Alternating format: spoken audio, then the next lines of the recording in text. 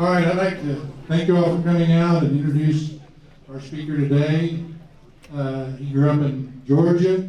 He's pulled himself up by the bootstraps. He fought for us in Afghanistan, ended up as a colonel in the military. Please welcome the guy that's going to transform our party. He's running for the state chair of our party.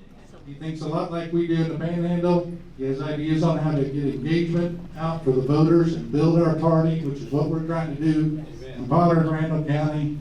We're trying to take that statewide. Please welcome Colonel Alan West.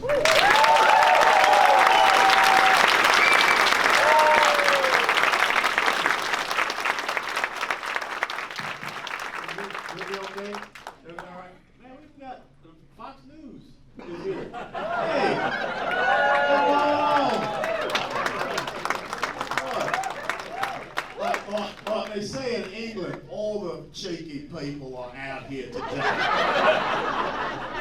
Hey, I just want to say thank you for taking time out of your busy schedules to come out and let me share thoughts, perspectives, and insights.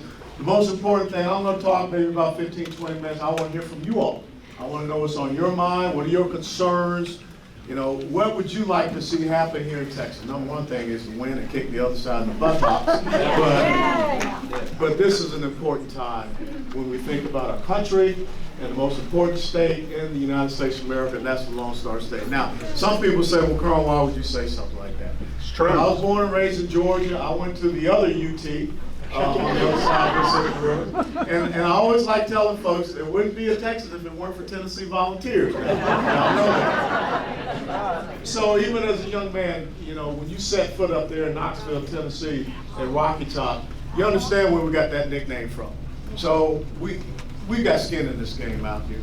And my last duty assignment in the Army was at Fort Hood, Texas, from 2002 to 2004. Commanded the battalion in the 4th Infantry Division, deployed them over to Iraq. So I'm glad that I had the opportunity to come back here and be here in Texas 5 years ago. A lot of folks are saying, okay, why would you want to do this? You know, I live in the district that we lost, Texas 32, Colin Allred is now the congressional representative. Someone said, well, why don't you run and go back up to Congress? Or some people said, why don't you go and run and challenge John Cornyn to be a senator for the state of Texas. Right. Folks, let me tell you something.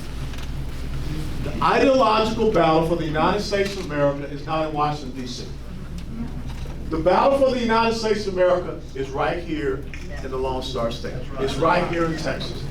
If I go up and become a congressman, if I go up and become a senator, who cares if the next thing you know, I'll come home and Texas is blue.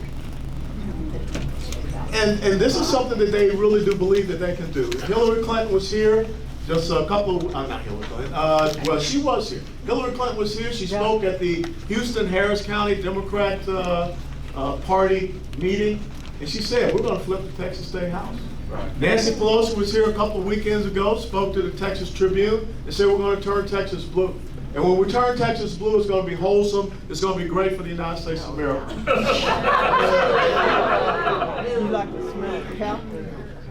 Has anybody seen Nancy Pelosi's congressional district? That's San Francisco. Now, what is wholesome about San Francisco? But if we're not careful, it was just 3 months ago that the city council in Austin voted to allow homeless people to erect tents down in Austin. And I was just down in Austin a couple of weeks ago, and downtown Austin starting to look like San Francisco. And it's not going to be long before businesses and things of that nature start to shut up and close up downtown, because who wants to go downtown Austin? I know it's the live music capital of the world, but who wants to go down there on 6th Street and deal with that? The fight for liberty and freedom is right here in Texas. And this is our moment. You know, I was down in Rosenberg, Texas, a couple of weekends ago, and I was at a shooting event at a gun range. And the food vendors at the gun range were 2 black females, twin sisters. And they kind of done a little research background on me because they heard that they were going to be, doing the vendor for, an Allen West event. And amazingly enough, they said, you know, we looked at some videos of you, we were very interested in what we saw, but we got one question that we want to ask you. And the question was, what's the difference between being a Republican and being a Democrat? Now you roll your head, man. This was easy. This was like teeing me up with a little slow ball coming right across the plate, and I'm going to put it deep center field. And I told these two ladies, the difference is Republicans make victors, Democrats make victims.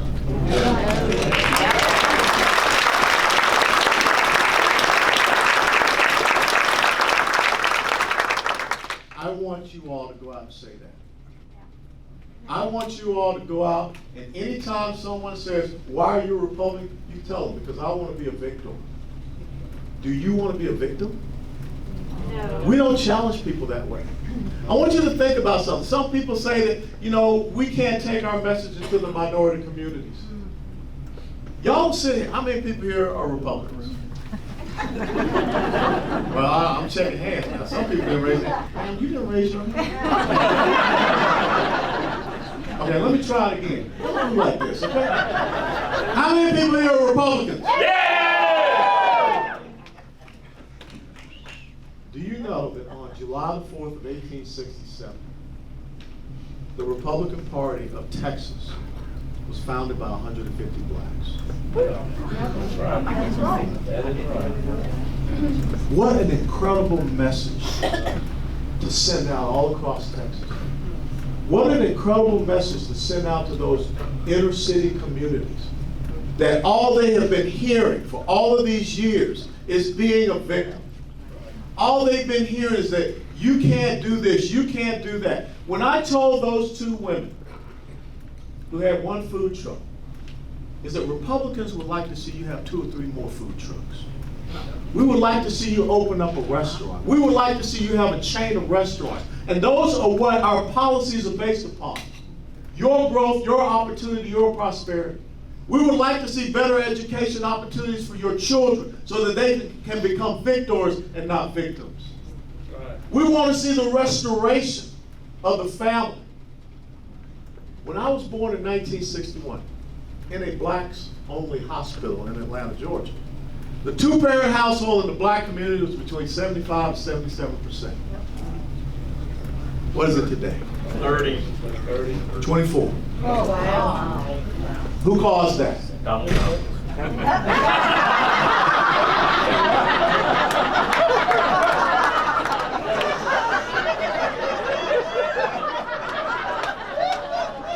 Now we all say, hey, way to go, Colonel, you had your plan.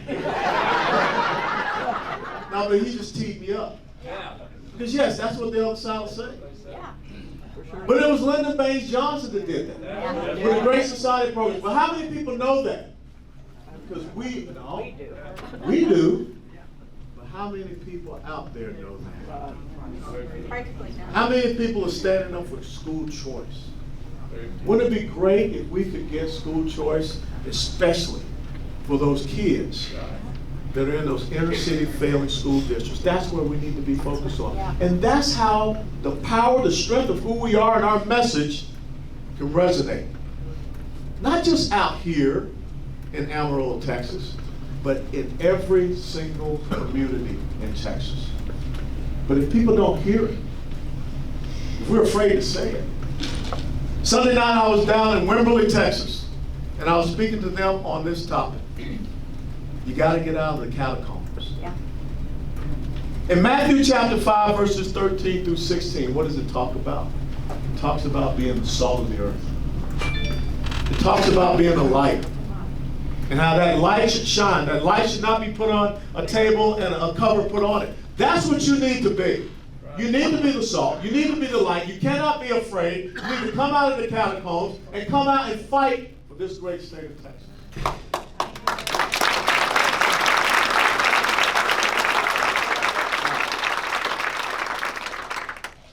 Why am I running to be the state party chairman? Because I had a dear friend back there by the name of Tom Meckler. Woo-hoo! Lord State Fellowship. And some time ago, Tom and I had a discussion about Texas and the direction it was going. And that man is a great visionary because he talked about how we can engage people with our message in all the communities across this great state. He had to step down because there were some health issues in his family. But he has continued to be a really good mentor and a guide for me. Now, if I were to be successful, I would not be the first black chairman of the Republican Party of Texas. You already had one. 1884 to 1898. A guy by the name of Norris Wright Cooney. C-U-N-E-Y. Now, how many of y'all knew that? If you go down to Houston, which is where your party was founded by those 150 blacks, that is where Norris Wright Cooney grew up. But sadly, think about this. This incredible man that was once the chairman of a party, while the other party, you know, those other guys, they were creating the Ku Klux Klan at the same time. They were creating Jim Crow at the same time. And how do they have the audacity to call us racist? Because you're in the catacombs. You're not coming out and you're not telling them the truth. You're not challenging. You don't win on defense. But think about this. Down in Houston, Texas, there's Section 8 housing named after Norris Wright Cooney. If he was alive today, I think that he would think that is a slap in his face. Because he was not about victims. He was about victors. So what I want to challenge you all to do, it's time to fight. People are coming into the great state of Texas from California, Illinois, New York, New Jersey, and they are absolutely violating or really providing us evidence of Einstein's pure definition of insanity, which says the definition of insanity is to continue to do the exact same things and expect different results. They are continuing to come here in Texas and vote like they're back in California, Illinois, New York, and New Jersey, and they think they're going to get different results. We've got to tell them it don't happen here in our house. Ladies, how many people would you allow to come into your house and bring dirt and throw it all over your house? Eh? I don't even let the people I love do that. Another plan for that. If you won't allow people to come into your house, that physical structure, to bring in dirt, then why would you allow people to come into your greater house and bring their dirt? No way. It's the exact same thing. It's even more important because it has lasting ramifications. Let me close by saying this, and then I'll take your questions. Life is not about what we achieve in our own lifetime. It is about what you pass on to subsequent generations, your children and your grandchildren. And the challenge that each and every one of you all have sitting here right now is that will you be the first generation? Will you be the ones that say Texas was lost on your watch? No. You say no. But the thing is that when you walk out those doors, are you willing to go out and fight and say that to everyone that you run into? Here's my challenge. Find 5 people. 5 people that don't think and believe as you do, and get 3. 3 out of 5. Last time I did math, that's 60%. Right. When I was in college at the University of Tennessee, that was like making an A. That was awesome, man. Hey, I didn't make the F, I made the F. But that's what I want you to do. Now, what do they call 60% in politics? A win. A landslide. That's all we got to do. Get 3 out of 5. And I believe that people hear our message. They see our passion. They see our drive, determination, and our conviction that you get that 3 out of 5. Because no one wakes up every single day of their life and wants to be a victim. But if they don't hear anything else, they will decide to be a victim. Tell your children that free is not freedom. When people are out promising free this or free that, they own you. That's the difference between being economically empowered and economically enslaved. People tell me that the other side are whipping our butt at the grassroots level. I don't accept that. People are telling me that maybe we need to pay our grassroots people to get out and do that. I don't think we need to do that. Because if we're paying you, your passion's not there. I think you just want to wake up every single day and go out there and wear those hats that you're wearing. Go out there and wear your pride. Let people know that you are a Republican. Let people know the history of this Republican Party in Texas. Let people know that the sacrifices that men and women made, you're going to honor that sacrifice. When you find someone that has just moved into your community, you know that U-Haul pulls up, you need to go out, give them a nice little pie. I like pecan pie. And I know you people out in Texas say pecan. Because you're very proper. But back down Georgia, pecan pie.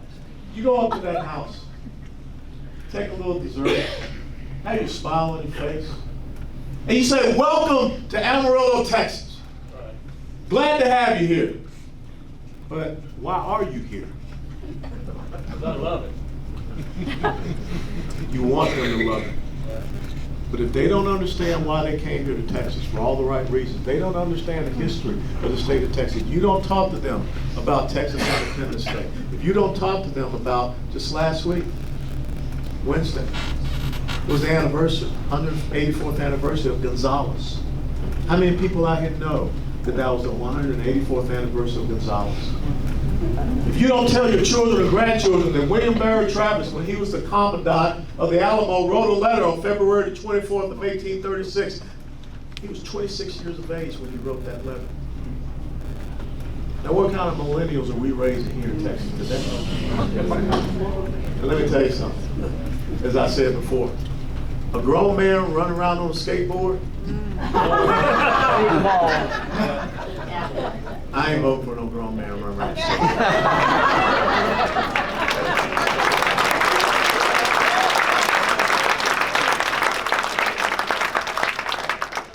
Texas don't raise men that ride around on skateboards. But you women, you're laughing. You need to be raising men that will take their place on the ramparts of today's Alamo. Raise those men that will take their place on today's San Jacinto battlefield. Raise the daughters that will truly be yellow roses in Texas. That's our challenge, folks. Now is our time. We cannot allow the other side to have this great state. If they have this great state, they're going to redistrict this state, and the next thing you know, your congressional representatives, your state house, state senate districts are all going to be different. What's even worse, if we don't hold Texas, we don't hold the nation. That's right. So God bless you all. What are your questions? I gotta go to my former chairman, Tom McLaughlin. So tell us what we need to do to make sure you're our next chairman. Well, first of all, is prayer. I still believe in prayer. That's the number one thing. I wouldn't be where I am today.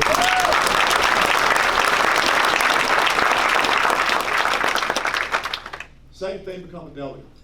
Okay? That process starts next year after the primaries on the first Tuesday in March. We need you to show up at your precinct conventions and get that process going. We need to see you next May down in Houston, the 11th through the 16th. That's how it happens. And that's why I'm going to travel all over this state to do my best. As I said, Sunday night I was in Wimberley. I'm here with you all today. I go back to Garland, Texas, right outside Dallas tomorrow. Thursday I'll be in Fredericksburg. This weekend I'll be in Victoria. I think leadership is all about people seeing you and seeing the inspiration that you can give. When I was a commander on the battlefield, I didn't sit back in the command post. I was out there with my 9mm hooking and jabbing with my troops. Because that's how leadership. Yes, ma'am. Yes, I have a question. How do we ensure voter integrity in Texas? Yeah, that's- How do we ensure voter integrity in Texas? About voter fraud, and I don't think Beto should have gotten anywhere close to proving. Well, first of all, it's not Beto, it's Bob Frank. Right. That's his nickname. Robert Francis is Bob Frank, okay? So Bob Frank. And you're absolutely right. You know, we have got to start building that team of watchers. And we've got to have that reporting system. We've got to have lawyers sitting back and ready to go. And, you know, sadly, I will tell you that in a Republican-controlled state legislature, we did not pass paper backup to these voting machines. Oh, no. We did not pass that this last legislative session. So that's a big concern for me. But yes, we have got to start bringing this out in the forefront. I know some of the people that have been looking at some of these voting machines because we had some pretty interesting things happen in Dallas County. So that's one of the primary things that I will focus on, is making sure that we have voter integrity. But again, you know, in the military we have this thing called Scouts Out. We need to have you guys out there, eyes and ears. They're reporting some of the nefarious and scurrilous things that you see happening so that we can make that very evident. And you know something, we got to get it out to the media. We got to hammer that message. We got to hammer it on radio, on TV, on social media. We got to write about it in op-ed pieces, okay? Squeaky wheel gets the onion. I mean the oil. I got Vidalia onions on me. But the squeaky wheel gets the oil. And we got to make sure that we are talking about that issue of voter fraud. Let's not have ballot. Y'all know about ballot harvesting? Yep. Okay? We cannot allow these guys to bring ballot harvesting into the state of Texas. Okay? And also this November coming up, please pay attention. Please pay attention to that ballot initiative about having a state tax in the state of Texas. Right. Okay? Because remember, you have to vote yes in order to not have that initiative passed. But ask yourself, how is it that we are having a ballot initiative in Texas about creating a state income tax? This is what happens when you don't pay attention. Yes, ma'am. One thing I find, I talk to the guys that do my countertops and paint my house and other people of color also. And I ask them, do you vote? They don't vote. And I urge them to vote, but they can't understand why, because they feel so marginalized. Sure. And so how do we have something that we can go with? Because I don't want these people marginalized at all. Well, that's one of the key things that I want to see happen. We have 6.7 million people in the state of Texas that are registered to vote but don't vote. We've got another 4.2 or so million people that aren't registered, so of course they don't vote. We've got to tap into that. We got to show the importance of that.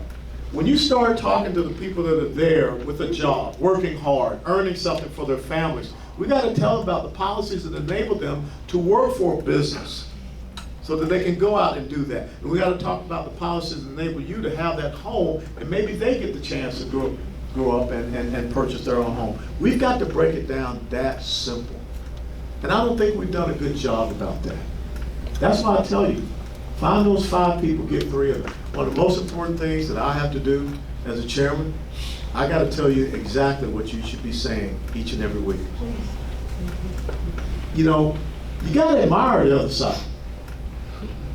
They will all be saying the same thing at the same time. The media, every single one of them. It's like they wake up in the morning and there's a little spot here at the base of their neck, and someone opens up that spot, they put a chip in there, and they all go out and they say the exact same thing.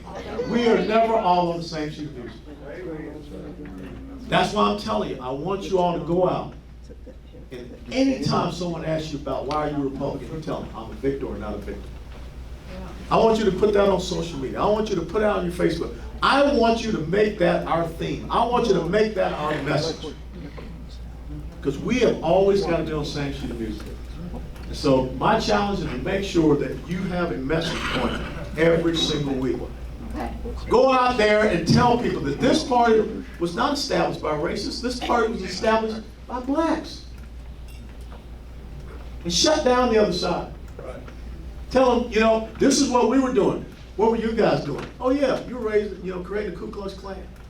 You talk about voter integrity, voter suppression. The only people in the United States of America that have ever actively participated in voter suppression, those people. Oh, yeah. Poll tax, literacy test. The Klan was created to suppress people from going out and vote. White Republican or black Republican, didn't matter. There were a lot of white Republicans that were lynched also. Jim Crow was not started by Republicans. See, we sit here and we think everyone knows what we know. Don't assume that. They don't. So that's what we gotta do. We gotta get everybody on the same sheet of music. So I gotta get you, a little palm card with 5 points that you can always hammer on, hammer on, hammer on. Okay? That's what we're gonna make happen. Yes, sir. Emotion tends to hold people hostage, and the truth sets them free. When I was young, I was a Democrat, and I remember asking my parents about that. Why do we always vote Democrat? What's the reason behind that? And she said, well, they've always helped us. We struggled, and we're poor and whatnot. And I said, why are we still poor?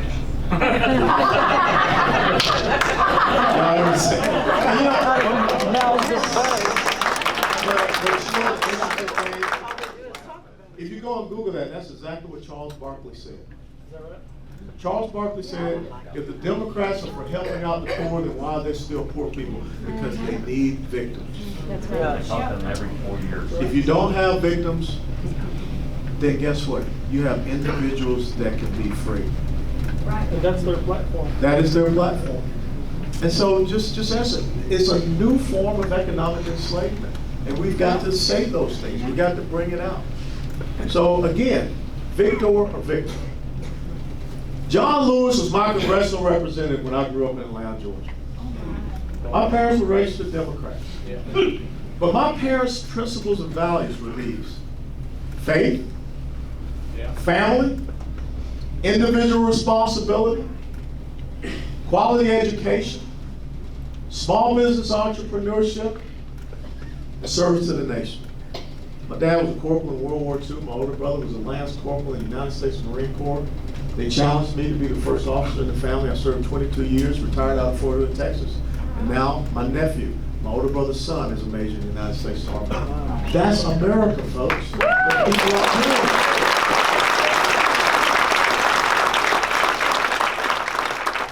America is not sitting back waiting in Section 8 housing for someone to give you something. But if they don't hear that message, that's what they fall to. So, welcome to the Republican Party of Texas. Good to have you, brother. Yes, sir, and then I come to you. First, it's an honor to be here and to hear you No, speak. it's not an honor for you to be here. It's an that. honor for me to be here But with you. But here's the reality. When Mr. Trump is done, you need to take his place.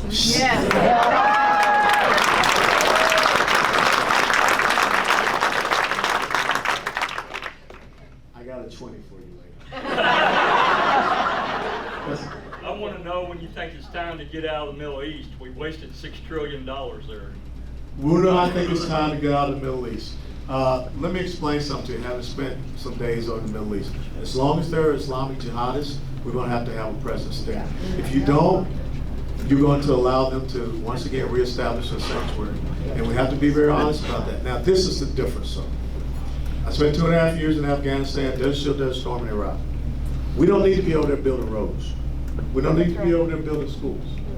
There are only two things that people understand in that part of the world: strength and might. Yeah, exactly. You find them, you crush them, you kill them. That's how you get their attention. When I hear people talk about hearts and minds, let me tell you what you do. If you rip out their heart, you get to their mind. That's right. We're not doing that. But again, we're not doing that. Why? Because when you look at the composition of the United States Congress today, 45 years ago, between 70 to 73% of the folks in the House and the Senate that served in the military. They've been on the ground. They understood what it's like. Today, that's about 15, 16% maybe. Iraq and Afghanistan vets up there, it's in the single digits. That's why it's important that you understand what it's like to be on the receiving end of an AK-47, an RPG, or PKM. The most important responsibility of the President of the United States of America is Commander-in-Chief. And I don't agree with what the President has come out and said as far as pulling everyone out. I have been with the Kurds. Those are the most pro-Western, pro-American people that you have. Second to Israel, as far as their commitment and love of the United States of America. If we stand with the Kurds, we got a chance that maybe one day we won't have to be there. The Kurdish people are the largest ethnic minority in the world that do not have a homeland. That's why we should stand with them and support them having a homeland. You won't have an Islamic terrorist problem in the Middle East if you let the Kurds take care of it, Yeah. as you saw what happened with ISIS. Yeah.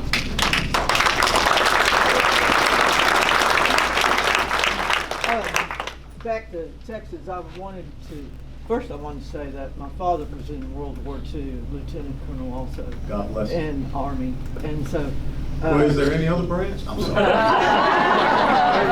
Hey, hold on, before I go on, how many soldiers, sailors, airmen, Marines, and Coast Guardsmen we got here today? Stand up. I just said airmen, soldiers, sailors, airmen, Marines, and Coast Guardsmen. Give them a round of applause.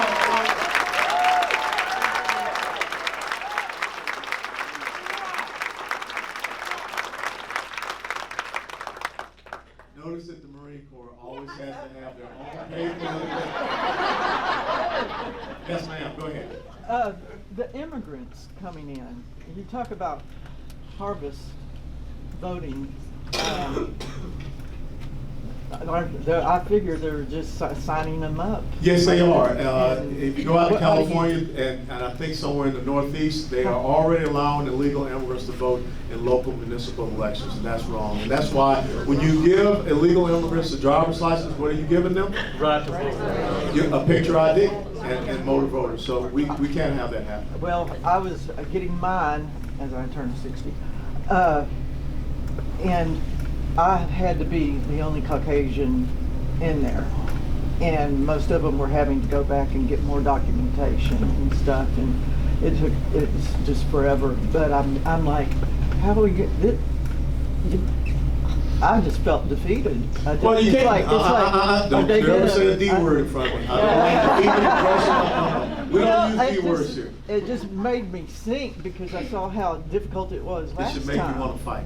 Well, it does. All right. It does. But then I see the numbers, and I'm like, they have stacked the deck. They ain't stacked the deck. It ain't over for Texas. It ain't over for America. And that's why the important part of this is that you got to show up. You got to come out. You got to fight. You got to stand up. You know, there was a great line from the movie Outlaw Josie Wales. Y'all remember Outlaw Josie Wales? At the end, when they're about to have that little firefight, what did Clint Eastwood tell all those folks? He said, sometimes you got to get dogfight mad when you're in a fight. You're in a fight. And you got to get dogfight mad. The fact that you have people running to be president of the United States of America that believe in open borders, or believe that, you know, there should not be any type of criminality for illegally crossing to the United States of America, what are they running to be president of? Why don't we just ask that? You talk about a talking point? That's a talking point. What are they running to be president of? They just want to be a landlord between a piece of land between Canada and Mexico? If they don't believe in this thing, why do you want to be president of it? That's the point we need to bring out. And let me tell you something. My wife is a naturalized citizen, legal immigrant. Her dad served 2 tours of duty in Vietnam. He is buried in Arlington National Cemetery. Okay? She came here the right way.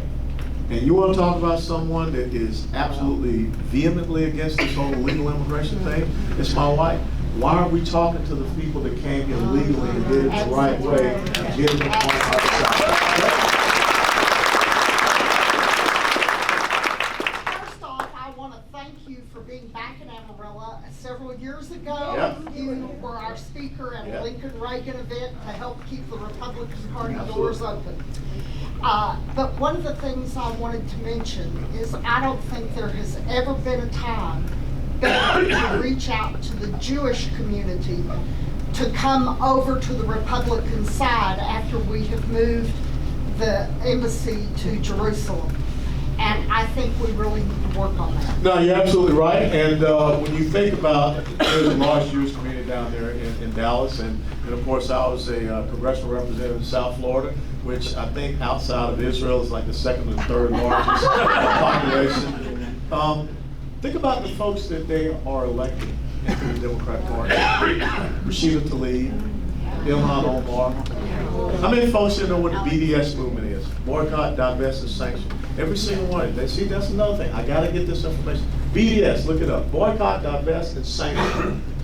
It's an economic movement to destroy the modern day state of Israel. And that's been pushed by these progressive socialists.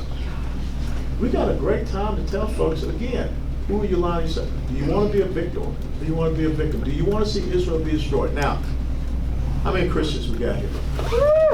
All right, there you go. We should be strong on this issue. America, without a doubt, is our physical homeland. If you're a Christian, Israel is your spiritual homeland. You gotta stand up, you gotta fight for it.